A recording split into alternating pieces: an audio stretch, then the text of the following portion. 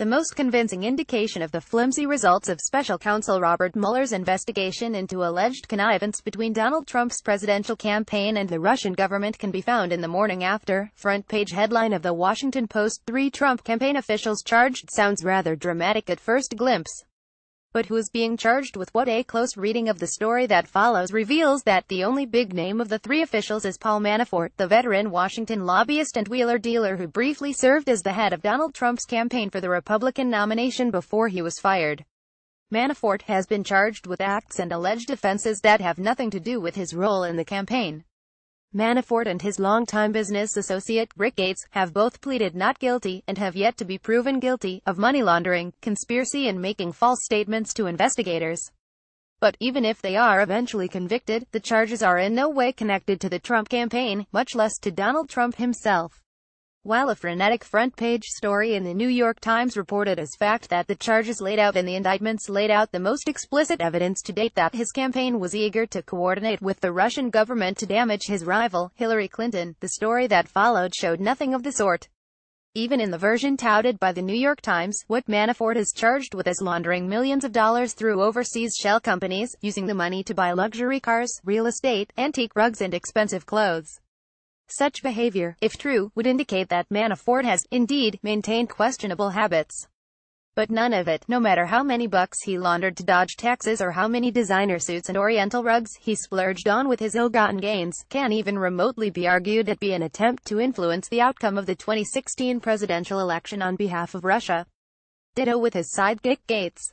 Which brings us to the third official according to the Washington Post, or advisor according to the New York Times, an obscure young political bottom-feeder by the name of George Papadopoulos. I think it is fair to say that, even inside the Beltway, Papadopoulos is not a household name. A few aging CIA conspiracy theorists may recall that a call. George Papadopoulos headed the military junta that seized power and toppled the monarchy in Greece in 1967. But, aside from the fact that no one to my knowledge has claimed that the elder and younger Papadopouloses are related, the colonel was removed from power in 1977, 10 years before Papadopoulos Minor was born, and spent most of his later years as a Greek political prisoner. He died in 1999, when our Papadopoulos would have been all of 12 years old. All we do know about the Papadopoulos Minor is that he seems to have struggled to hitch his wagon to the Trump candidacy and was a one-line signatory on hastily cobbled-together list of foreign policy experts endorsing the Donald's run for the nomination. His feverish efforts to broker meetings between dubious Russian sources and campaign leadership were repeatedly dismissed. What Papadopoulos was charged with, and subsequently pleaded guilty to, was lying to investigators about his repeated, self-promoting attempts to become a serious player in the campaign, mainly by claiming to have access to Russian sources eager to spill the beans on Hillary Clinton. The sources themselves have since been unmasked as bogus, and there is no evidence that they ever had any input, much less acted in collusion with anyone in authority in the official Trump campaign. So, at this point, what do we have? 2 Washington wheeler dealers who did, indeed, play official, though relatively brief, roles in the Trump campaign who now face charges that have nothing to do with their campaign roles or any campaign-related activities. Add to that one fringe wannabe who desperately tried to become a major player in the campaign, dangled spurious claims of access to high-level Russian sources as an entry ploy, and was repeatedly fobbed off by the campaign.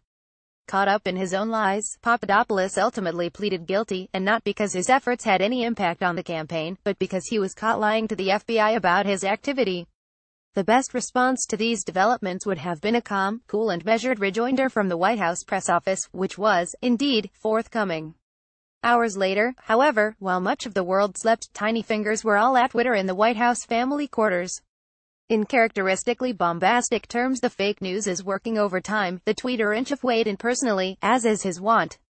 While I don't particularly admire his atrabilious style, it often seems to work.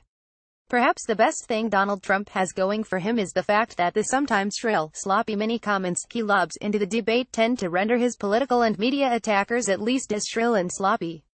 In fact, they often appear a lot more untargeted and hysterical than Trump himself. Pages.